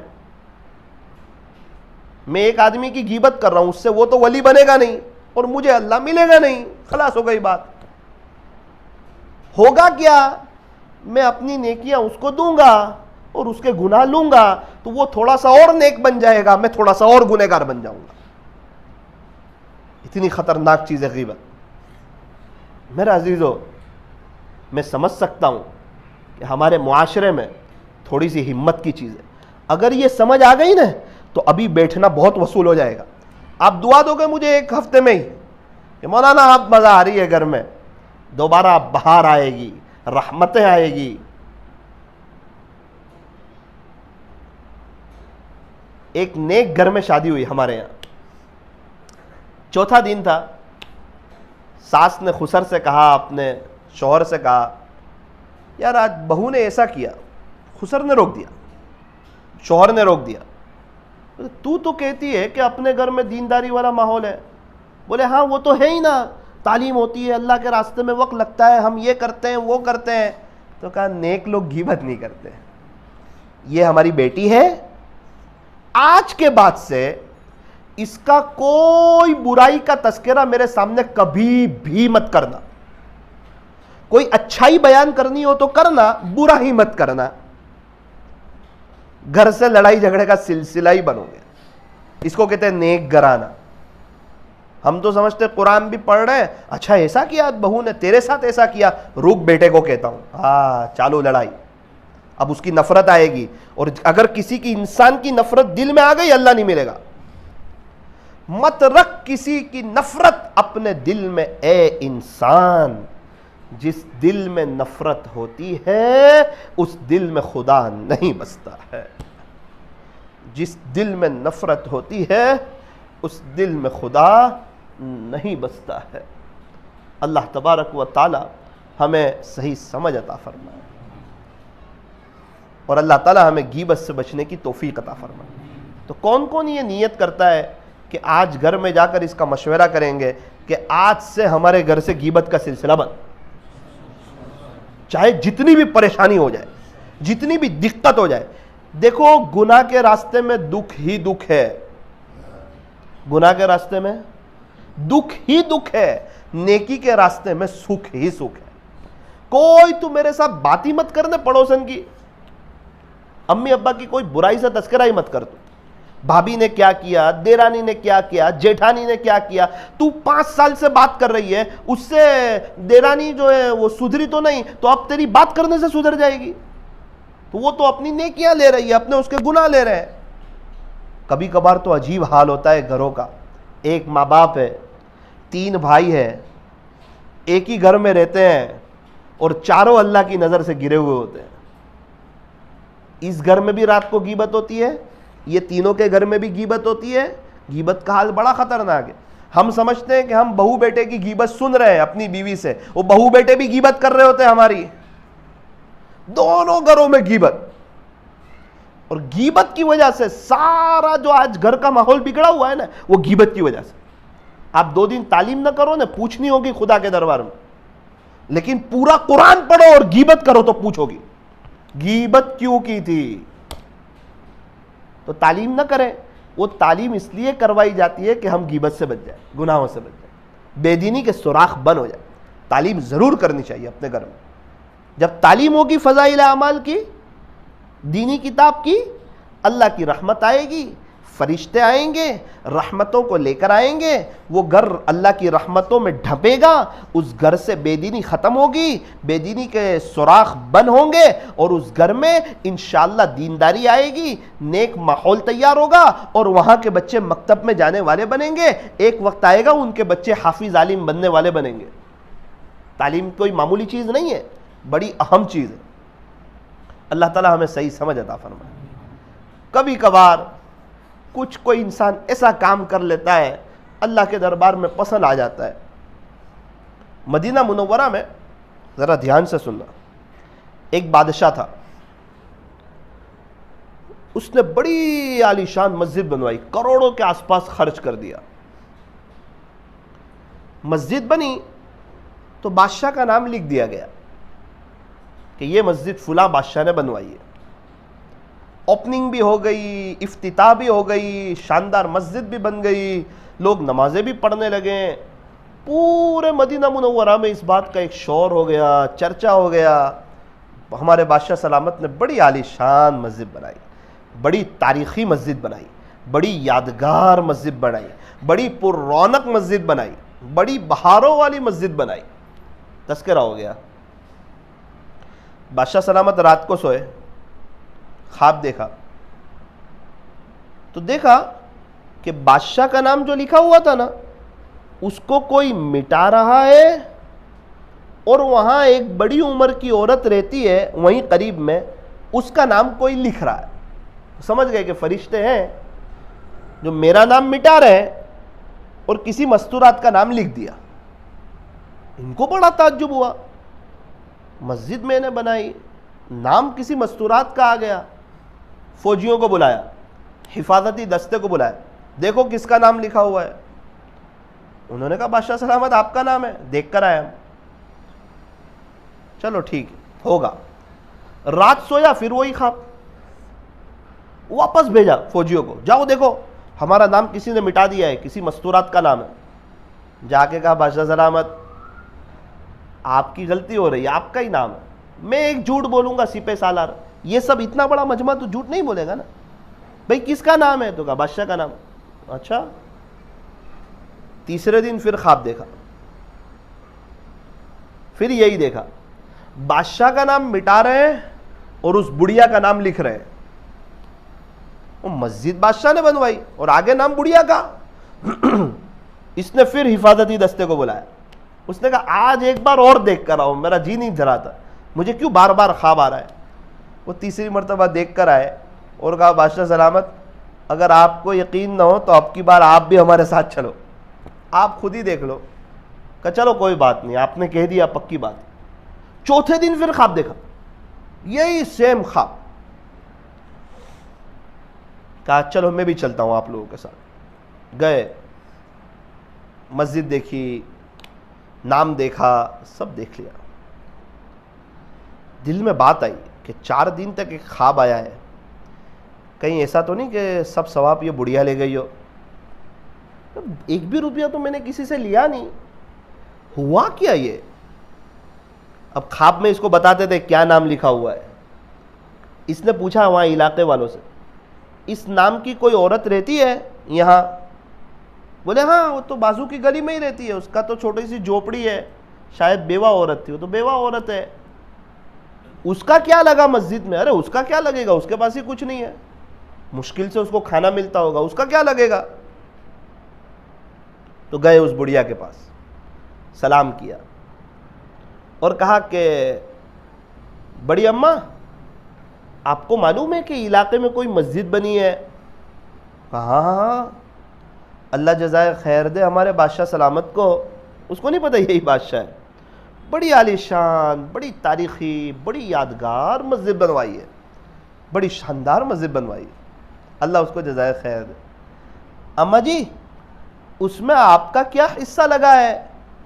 اب میرا کیا حصہ، میں غریب عورت ہوں، میرے پاس کچھ نہیں، میرے پلے کچھ نہیں، میرا کیا حصہ لگے گا؟ تو ہمارے بادشاہ سلامت نے بڑا خرچ کیا ہے۔ کہا نہیں اماں میں ہی بادشاہ ہوں، آپ کو بتانا ہوگا آپ کا کیا لگا ہے اس میں۔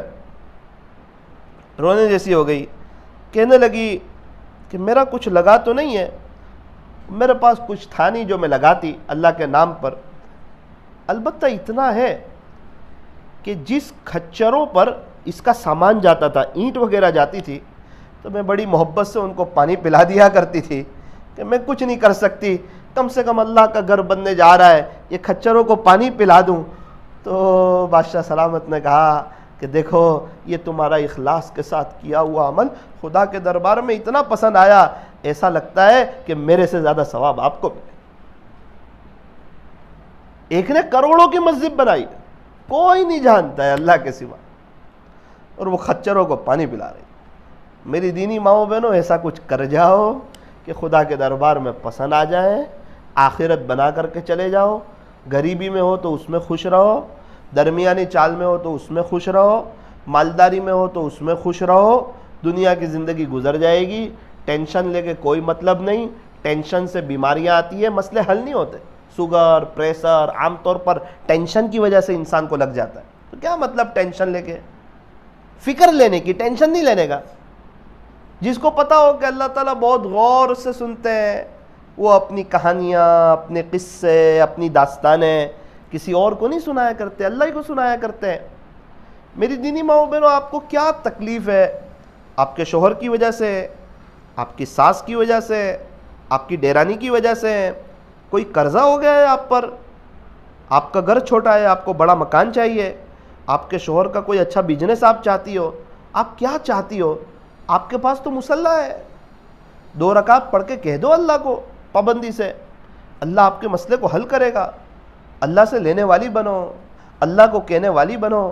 صحابیات کا کوئی مسئلہ ہوتا اپنے اللہ سے کہہ دیتی تھی, اللہ تعالیٰ سن لیتے تھے. اور مستورات عورتیں تو ویسے ہی نازک ہوتی ہے, ان کی باتوں پر تو دنیا والوں کو رحم آ جاتا ہے, اللہ کو کیوں نہیں آئے گا؟ ضرور آئے گا. یہ جتنے اولیاء اللہ ہے سب ماؤں کے پیٹ سے آئے, مستورات کی برکت سے آئے. یہ جتنے نبی آئے تو سب تو ماں کے پیٹوں سے آئے. آپ کی برکت سے امت کو نبی ملے, آپ کی برکت سے امت کو اولیاء ملے, آپ ہی کی برکت سے تو امت کو مولانا الیاس صاحب ملے, حضرت جی. یہ سب آپ ہی کے پیٹ سے تو آئے. اسی لیے فرمایا کہ مستورات کا پہلا مدرسہ اس کی گود نہیں ہے, اس کا پیٹ ہے. گود تو دوسرا مدرسہ ہے. وہ جو 9 مہینے بچہ اس کے پیٹ میں رہا اور اس وقت اس نے جو اعمال کیے اس کا عجیب اور غریب اثر پڑتا ہے بچوں کے اوپر. یہ خواجہ صاحب کی والدہ وضو کر کے دودھ پلاتی تھی, تو خواجہ صاحب کو دیکھو اللہ نے کتنا اونچا مقام دیا, سلطان الہند کے لقب سے نوازے گئے. امت پر بڑا احسان ہے خواجہ صاحب کا جس کو بھلایا نہیں جا سکتا. ہم شرک و بدعت تو نہیں کرتے لیکن ان کا احسان تو ہم تسلیم کرتے ہیں کہ ان کی برکت سے کتنے لوگ ہیں جن کو اللہ تعالیٰ نے ایمان دیا ہے, اور ان کے مقام کو ہم مانتے ہیں کہ خواجہ صاحب تو خواجہ صاحب ہے, پیران پیر تو پیران پیر ہے. بایزید بستامی تو بڑا اونچا مقام ہے, جنید بغدادی تو بڑا اونچا مقام. جنید بغدادی کو اتنا اونچا مقام کیسے ملا؟ بایزید بستامی کو ان کی ماں کی دعا کی بدولت.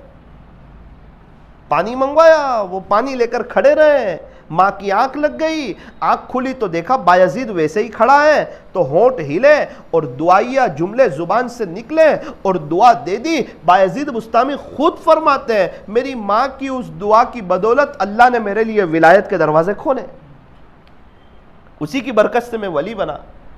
او میری دینی ماؤں بہنوں, آپ کے بھی چھوٹے چھوٹے بچے ہیں, بڑے بڑے بچے ہیں, لیکن میں یہاں ایک بات دہراؤں گا کہ آپ کے جو بڑے بچے ہیں نا وہ آپ کے تو چھوٹے ہی ہیں. ماں باپ کے سامنے کوئی بچہ بڑا ہوتا وہ 55 کا ہوگا تو امی 80 کے ہوں گے, تو کبھی بھی ماں باپ کے سامنے بچہ بڑا ہو سکتا نہیں. اور یہ بچے غلطیاں کریں گے, یہ بھی آپ لکھ لو, کیونکہ آپ سے چھوٹے ہیں نا, 25-30 سال آپ سے چھوٹے ہیں, ان کی سمجھ آپ سے کم ہے, ان کی سوچ آپ سے کم ہے, آپ کے مقابلے میں انہوں نے دنیا کم دیکھی ہے, تو یہ تو غلطی کریں گے. یہ بچے نادان ہیں, آپ تو نادان نہیں ہیں نا. اگر آپ نے ان کو بد دعا دے دی, کل کو اٹھ کے یہ پریشان ہوگا اور اس کو پریشان دیکھ کر آپ پریشان ہو جاؤ. ایک چھوٹا سا بچہ 3-4 سال کا, اس نے کوئی غلطی کر دی, ماں نے کہا او مرے ہوئے, غصے میں جذبات میں. جب وہ 20 سال کا ہوا, عین جوانی کے عالم میں پہنچا, جب ماں باپ کے کام آنے لگا تو اللہ نے اس کو اٹھا لیا. ماں بہت روئی, تو خواب کے ذریعے اس کو سمجھایا گیا کہ یہ جو تو نے بد دعا دی تھی نا اسی کی بدولت اس کو 20 سال کی عمر میں اٹھا, تو نے ہی بد دعا دی تھی اس کو. ماں باپ بھول جاتے ہیں بڑی محنت سے. آج دیکھو ان کو جن کے بچے نہیں ہیں کیا روتے ہیں یار, کیسے تڑپتے ہیں. 2 جمعہ پہلے ایک شخص مجھے ملے, کہا مولانا میں نے 11 لاکھ کے قریب خرچ کیا. جہاں گیا, جن عاملوں کے پاس گیا, جن ڈاکٹروں کے پاس گیا, انہوں نے صرف میرے سے پیسے کا ہی مطالبہ کیا. ایسا لگا سب پیسے کے بھوکے تھے, ہو ہی جائے گا بچہ, یہ ہوگا وہ ہوگا, نتیجہ کوئی نہیں نکلا. تو مولانا میں بچے کے لیے بہت تڑپتا ہوں, بہت تڑپتا ہوں. میں نے کہا ہمارے یہاں بچے ہیں اور ہم مارتے ہیں, ان کو دنیا دار بناتے ہیں, ان کو شرٹ پین پہناتے ہیں, ان کو اللہ کی نظر سے گراتے ہیں اور سوچتے ہیں کہ ان کی بھی آخرت بربادی ہو جائے, دنیا سور جاوے اور مرنے کے بعد دیکھا جائے گا, یہ جانے اس کا کام جانے. عقل مند ماں باپ تو وہ ہے جو بچوں کی آخرت کا سوچے کہ میرے بچے کی قبر میں جنت کی کھڑکی کھلے, سانپ بچھو اس کے قریب نہ آئے, جنت میں اس کو جنت الفردوس ملے, اسے پیارے نبی کا پڑوس ملے, اور جب جنت میں, جب قبر میں جنت کی کھڑکی کھلے تو اس وقت یہ کہیں کہ اللہ یہ سب مجھے میرے ماں باپ کی بدولت مل رہا ہے, میرے ماں باپ جہاں کہیں ہو انہیں بھی جنت الفردوس عطا فرما. کہ ماں باپ کی سوچ, ماں باپ کا جذبہ, بچپن سے جیسا بیج ڈالو گے ویسا یہ بڑا ہو کر بنے گا. اسی لیے سب سے پہلا ان کو بچپن میں اسلامی لباس میں لاؤ, سیدھا سادہ کفنی پائجامہ, جبہ, ٹوپی, ازار ٹخنوں سے اوپر, یہ پہنے گا نا تو پوری زندگی پہنے گا, ورنہ صرف جمعہ جمعہ پہنے گا, اور وہ نیک بنے گا. اس کی سوچ ویسی بنے گی. اللہ والوں کے واقعات اس کو سناؤ. اللہ تعالیٰ ہمیں صحیح سمجھ عطا فرمائے. میری دینی ماؤں بہنوں ایک بات یاد رکھنا, جس عورت سے اس کا شوہر خوش اس سے اس کا اللہ بھی خوش, اور جس عورت سے اس کا شوہر ناراض اس سے اس کا اللہ بھی ناراض. آپ دیکھ لیں, کیا آپ کا شوہر آپ سے خوش ہے؟ کیا شکایت ہے آپ کو آپ کے شوہر سے؟ یا آپ کو وقت نہیں دیتا؟ یہ گھر میں موبائل لے کر بیٹھے رہتے ہیں, آپ کی طرف توجہ نہیں دیتے, واٹس ایپ چلاتے رہتے ہیں. کیا شکایت ہے آپ کو؟ آپ سب اللہ سے دعا کر دو, اللہ سے کہتی رہو, چلتے پھرتے کچن میں آتے جاتے, وضو کے ساتھ کھانا بناؤ, اللہ کے ذکر کے ساتھ کھانا بناؤ, دعا کرتی رہو. دیکھو انشاءاللہ یہ آپ کا شوہر آپ کا ہوگا. میری دینی ماؤں بہنوں, آپ اللہ کے ہو جاؤ نا, پھر آپ کا شوہر بھی آپ کا, آپ کے بچے بھی آپ کے ساس بھی آپ کی, جو اللہ کا ہوتا ہے سب اس کے ہو جاتے ہیں. اور جو اللہ کا ہی نہیں ہوتا تو جنگل کے جانور بھی اس کے نہیں ہوتے, اور جو اللہ کا ہوتا ہے تو جنگل کے جانور بھی اس کے ہو جاتے ہیں. آپ کو کیا کرنا ہے آپ کے شوہر کے ساتھ؟ وہ جو مرضی کرے, آپ تیار ہو کر رہو, اس کے آنے پر اس کا استقبال کرو, اس کو اچھی جگہ بٹھاؤ, ضرورت پڑنے پر اس کے پیر دباؤ, اس کا اکرام کرو, اس کا احترام کرو, اس کی خدمت کرو. آپ دل جیت لو اس کا, آپ وقت دو. وہ موبائل لے کر بیٹھتا ہے, آپ نہ بیٹھو. دیکھو 1-2 مہینے میں کیسے, آج تو مستورات کیا کہتی ہے, یہ ایسا کرتے ہیں تو میں بھی ایسا کروں گی, اور فون کر کے اپنی ماں کو غیبت کرتی ہے سسرال والوں کی. ارے تیری بھی لائف برباد ہوگی, اور تیری ماں جو غیبت سن رہی ہے اس کی بھی لائف برباد ہوگی. غیبت سے مسئلے حل نہیں ہوتے ہیں, اسی لیے شادی کے موقع پر مصلح دیا جاتا ہے کہ تکلیف آئے تو یہیں سے حل کروانا, غیبت کر کے حل مت کروانا. عاملوں کے چکر, یہ ہو گیا, یہ وہ ہو گیا, یہ ہو گیا. ارے کوئی دعا بھی تو کوئی چیز ہے. ضرورت پڑنے پر اگر کوئی معتبر مل جائے تو شریعت کی حدود میں رہ کر علاج کرایا جا سکتا ہے.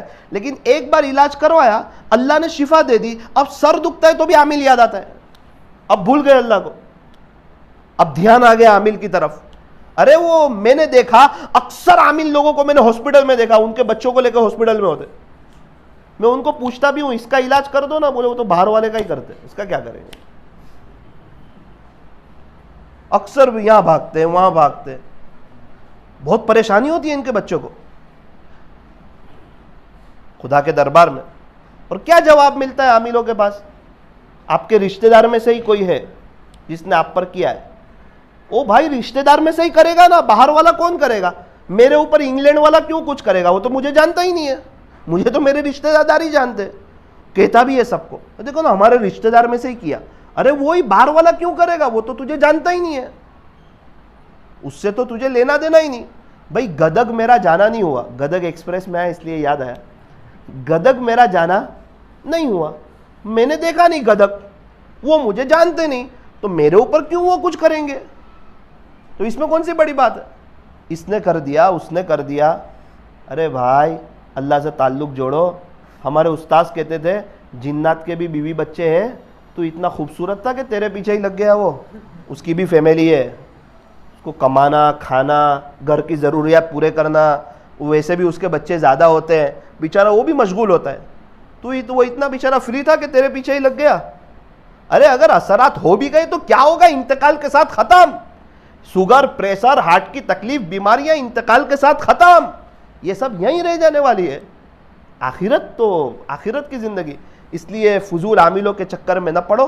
میں اتنا کہنا چاہتا ہوں کہ اللہ کا قرآن گھر میں پڑھو, مرد بھی گھر میں پڑھیں, مستورات بھی گھر میں پڑھیں, بچے بھی گھر میں اللہ کا قرآن پڑھیں. روزانہ گھر میں جب آپ کی نماز ہو اللہ کا قرآن ضرور کھلنا چاہیے, چاہے ایک صفحہ پڑھا جائے. اپنے گھر کو قبرستان نہ بناؤ, اول وقت میں نماز پڑھو, نمازیں ٹال کر نہ پڑھو, لیٹ نہ پڑھو. ہم ٹھنڈی کر کے چائے کو پیتے ہیں, کھانا لیٹ کھاتے ہیں, آئس کریم کو پگھال کر کھاتے ہیں نا, تو نماز کو ہم کیوں لیٹ پڑھتے ہیں؟ نماز کو اول وقت پڑھو, کوالٹی والی پڑھو, اللہ کو پسند آ جاوے ایسی پڑھو, اور اپنی آخرت بنا لو. یہ دنیا کی زندگی وقتی ہے, یہ دنیا کی زندگی جو ہے یہ فانی ہے. اللہ تبارک و تعالی ہمیں عمل کی توفیق عطا فرمائے. ایک چھوٹی سی بات بتا کر اپنی بات کو ختم کرتا ہوں. 23 رمضان کو ایک مستورات کا فون آیا مجھے، مولانا صاحب ایک پریشانی ہے، آپ مجھے کوئی وظیفہ بتا دیں۔ میں نے کہا ٹھیک ہے، آپ 500 مرتبہ درود شریف پڑھو۔ سننا، آپ 500 مرتبہ درود شریف پڑھو، 500 مرتبہ 2 منٹ دعا کرو۔ درود شریف بڑی اہم چیز ہے، اللہ آپ کی پریشانی انشاءاللہ دور کر دے گا۔ وہ مستورات خاموش ہو گئی۔ مجھے ایسا لگا کہ اس کو زیادہ لگ رہے 500۔ میں نے کہا آپ بولتے کچھ نہیں؟ کہا مولانا ایک میرے اور اللہ کے درمیان کا راز تھا، وہ اب آپ سے شیئر کرنا پڑے گا، تو ہی آگے کا بات سمجھ آئے گی۔ میں نے کہا کیا راز تھا، کہو۔ مجھے تو کچھ پتہ ہی نہیں۔ وہ جوان مستورات، اس نے کہا مولانا صاحب الحمدللہ ثم الحمدللہ، ایک مدت سے میں روزانہ 15,000 مرتبہ درود شریف پڑھتی ہوں۔ میرے کو ایسا لگا جیسے میرے پیر کے نیچے سے زمین ہٹ گئی۔ تو راز اس لیے آپ کو بتایا کہ آپ جو 500 مرتبہ درود شریف کہہ رہے ہیں وہ یہ 15,000 میں آ گئے یا مجھے اس سے الگ سے پڑھنے ہیں؟ پھر میں خاموش ہو گیا۔ کیا جواب؟ اس نے کہا آپ بولتے نہیں۔ میں کہا میرے لیے بھی دعا کرو، میرے لیے بھی دعا۔ وہ انگوٹھی والی تسبیح بولے میں ہاتھ میں بھرائے رکھتی ہوں، صبح اٹھنے سے لے کے رات سونے تک پڑھتی رہتی ہوں درود شریف۔ میں سمجھ گیا کہ اللہ تعالیٰ نے میری عبرت کے لیے شاید فون کروایا کہ دیکھ ثاقب، دنیا میں ایسی بھی عورتیں جن کے پاس وقت ہے اپنے اللہ کے لیے۔ ایک مستور آتا ہے کہ مجھے پریشانی ہے، میں کہا درود شریف پڑھو، بولے روزانہ 5,000 پڑھتی ہوں 20 سال سے۔ میں کہا استغفر اللہ پڑھو، روزانہ 5,000 مرتبہ استغفر اللہ بھی پڑھتی ہوں 20 سال سے۔ میں نے کہا ایک کام کرو، تہجد کے وقت میں 20 منٹ اللہ کو دے دو، اللہ آپ کے مسئلے کو حل کرے گا۔ کہا بیٹا تو بہت کم بتاتا ہے، میں پچھلے 16.5 یا 17 سال سے تہجد سے اشراق تک کا وقت اللہ کے لیے دے چکی ہوں، کچھ اور بتا۔ میں نے کہا چوتھا یہ ہے، میرے لیے دعا کرو۔ ایسی بھی عورتیں۔ تو میری دینی ماؤں بہنوں، آپ بھی کچھ 1,000 دفعہ پڑھ لو درود شریف صلی اللہ علیہ وسلم۔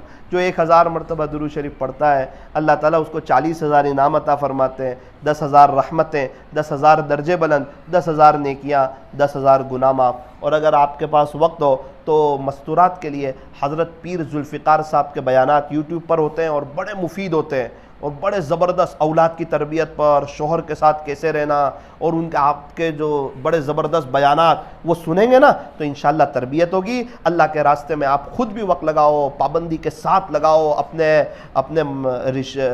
جو رشتہ دار ہو، محرم رشتہ دار، ان کے ساتھ۔ مجھے مرحومی یاد آ رہا تھا، چونکہ پوری بات مرحوم پر ہوئی، تو اللہ تعالیٰ خیر کا معاملہ فرمائے۔ ایک شخص دعا کرتے تھے کہ اللہ مجھے مدینہ منورہ میں موت عطا فرما۔ کیا دعا کرتے تھے؟ مدینہ منورہ کی موت، مدینہ منورہ کی موت، مدینہ منورہ کی موت۔ ایک بزرگ آمین کہتے تھے۔ اللہ کی شان، مدینہ منورہ گئے اور وہ بیمار ہو گئے چاچا۔ حضرت نے کہا ماشاءاللہ ماشاءاللہ ماشاءاللہ، قبول ہو گئی دعا، قبول ہو گئی۔ اس نے کہا کیا قبول ہو گئی؟ ایسا لگتا ہے اب آپ چلے جاؤ گے۔ کہا نا اللہ اس سال نہیں، کبھی اور۔ چاہیے تو مدینہ منورہ میں ہی، لیکن ابھی بعد میں دینا مدینہ منورہ کی۔ تو زندگی ہر ایک کو پیاری ہے، لیکن جب وقت آئے تو جانا ہی ہے۔ میری دینی ماؤں بہنوں یہی گزارش تھی، کچھ صدقہ خیرات بھی کرتی رہو، پردے کا اہتمام کرو، گناہوں سے بچو، سادگی اختیار کرو، اور اپنے شوہر کو اللہ کے راستے میں بھیجتی رہو، آپ خود بھی جاتی رہو۔ اللہ تبارک و تعالی ہمارے بیٹھنے کو، جمع ہونے کو قبول فرمائے۔ آپ سے یہ ایک عاجزانہ گزارش ہے، آپ سے ایک درخواست ہے، آج مغرب کے بعد جامع مسجد میں اس عاجز کو بات کرنی ہے آپ کے مرکز پر، تو آپ اپنے شوہر کو، اپنے بچوں کو، آپ ان کو بھیجو، انشاءاللہ کچھ باتیں ان کو بھی بتاؤں گا کہ زندگی کیسے گزارنی چاہیے، اور اس عاجز کے لیے دعا بھی کرتے رہو۔ اللہ تعالی ہمارے بیٹھنے کو، جمع ہونے کو قبول فرمائے۔ فجر میں آئندہ کل فجر کی نماز کے بعد نواب مسجد میں ذکر کی مجلس ہوگی، وہیں بیت کی مجلس بھی ہوگی، تو جو حضرات آنا چاہے اس میں بھی شریک ہو سکتے ہیں، اور آپ حضرات سے بھی گزارش ہے اس کی دعوت بھی چلائیں، اور آپ حضرات بھی پہنچنے کی کوشش کریں۔ درود شریف پڑھیں۔ الحمدللہ رب العالمین صلی اللہ علی حبیبہ محمد وآلہ وسلم لا الہ الا انت سبحانک انا کنا من الظالمین۔